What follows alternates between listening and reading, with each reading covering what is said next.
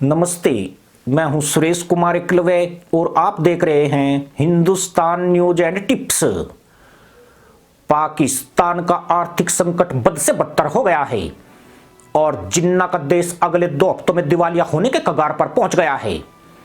State bank को पाकिस्तान ने अपनी ताजा रिपोर्ट में कहा है कि पाकिस्तान का विदेशी मुद्रा भंडार अब न्यूनतम स्तर तक पहुंच गया है और पाकिस्तान के पास अब सिर्फ 2 हफ्तों तक ही देश चलाने के लिए पैसा बचा है। स्टेट बैंक को पाकिस्तान की रिपोर्ट उस वक्त आई है जब देश में जरूरी और गैर जरूरी सामानों के आयात पर पहले ही प्रतिबंध लग चुके हैं। पाकिस्तानी स्टेट बैंक ने अपनी ताजा रिपोर्ट में सरकार को कहा है कि देश के विदेशी मुद्रा भंडार में अब सिर्फ 4 अरब 30 करोड़ डॉलर ही बचे हैं, जिससे देश के पास अधिकतम सिर्फ 2 हफ्तों तक ही सामान खरीदने का पैसा बचा है, जबकि पाकिस्तान को अपनी अरबों डॉलर की कर्ज अदायगी भी करनी है। यह सिर्फ राजनीतिक वर्ग की अयोग्यता और निर्णय लेने में सेना की अत्यधिक भागीदारी के कारण हुआ है। पाकिस्तान के विदेशी मुद्रा भंडार में 4 अरब डॉलर से कुछ ही ज्यादा उस वक्त है जब पिछले हफ्ते ही संयुक्त अरब अमीरात के 2 बैंकों को पाकिस्तान ने 1 अरब डॉलर के कर्ज का पुनर्भुगतान किया है। यानी पाकिस्तान अब विकराल स्थिति में फंस चुका है और उसके पास इस भंवर से निकलने का कोई रास्ता नहीं दिख रहा है।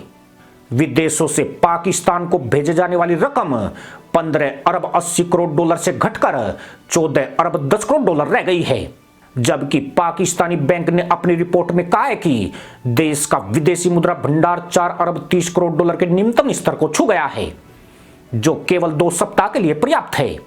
विदेशी मुद्रा भंडार में भारी कमी की वजह से देश में गंभीर खाद्य महंगाई हो चुकी है, जिसके कारण लोग आवश्यक भोजन और ऊर्जा संसाधनों के बिना जीवित रहने के लिए संघर्ष कर रहे हैं। पाकिस्तान में पिछले साल आई भीषण बाढ़ की वजह से गेहूं की फसल भी बर्बाद हो गई है, जिसकी वजह से देश में आटा खत्म हो गया है। वहीं दाल के लिए भी देश में हाहाकार मच गया है। पाकिस्तान को सऊदी अरब और चीन ने नया कर्ज देने के नाम पर गहरा झटका दिया है, लिहाजा अब पाकिस्तान के पास IMF ही आखिरी विकल्प बचा है।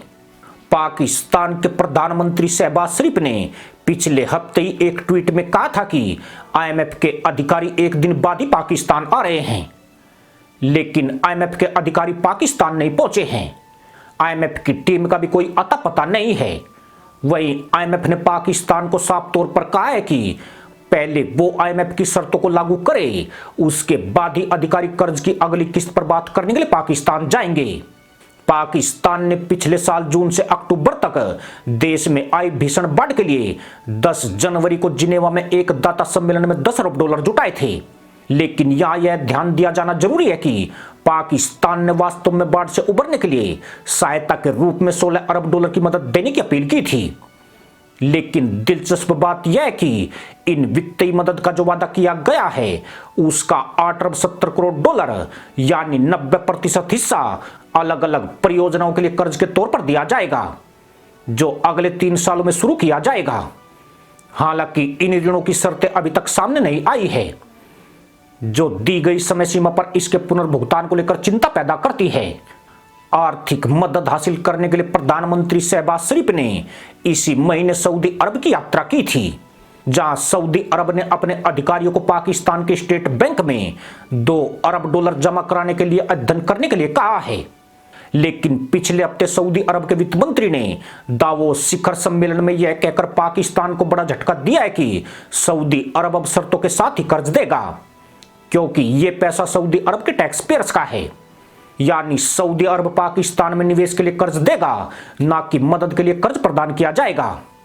वहीं चीन से भी पाकिस्तान ने आर्थिक संकट के समय मदद मांगी है, लेकिन चीन की तरफ से अभी तक कोई जवाब नहीं आया है। पिछले साल चीन ने पाकिस्तान को कर्ज देने से मना कर दिया था। वहीं विडंबना यह है कि अगर सऊदी अरब और चीन से पाकिस्तान को मदद मिलती है तो वो वित्तीय सहायता नहीं होगी, बल्कि यह आर्थिक कर्ज के तौर पर दिया जाएगा, जो पाकिस्तान के लोन को और ज्यादा बढ़ाएगा। पाकिस्तान में खराब आर्थिक संकट की वजह रैकरिंग इकोनॉमी को माना जा रहा है, जो मुख्य तौर पर राजकोषीय घाटे की वजह से होता है। यानी पाकिस्तान की सरकार आवश्यकता से काफी ज्यादा खर्च करती है, घरेलू संसाधनों को बर्बाद किया जाता है और आर्थिक व्यवस्था को मैनेज करने में सरकारें बुरी तरह से नाकाम रही है। प्रधानमंत्री शहबाज शरीफ ने 14 जनवरी को पाकिस्तान प्रशासन सेवा के एक कार्यक्रम समारोह को संबोधित करते हुए कहा था कि एक हाथ में परमाणु हथियार और दूसरे हाथ में भीख का कटोरा रखना शर्मनाक है। यानी पाकिस्तान की गंभीर स्थिति को समझा जा सकता है। वहीं अगर किसी भी तरह से पाकिस्तान इस बार डिफॉल्ट होने से बच भी जाता है तो भी पाकिस्तान चैन से नहीं रह पाएगा, क्योंकि अगले 2 सालों में पाकिस्तान को $4 अरब का कर्ज चुकाना है, जिसे चुकाना असंभव सा लगता है। इसी के साथ अनुमति दोस्तों, जय जवान जय किसान जय हिंद वंदे मातरम।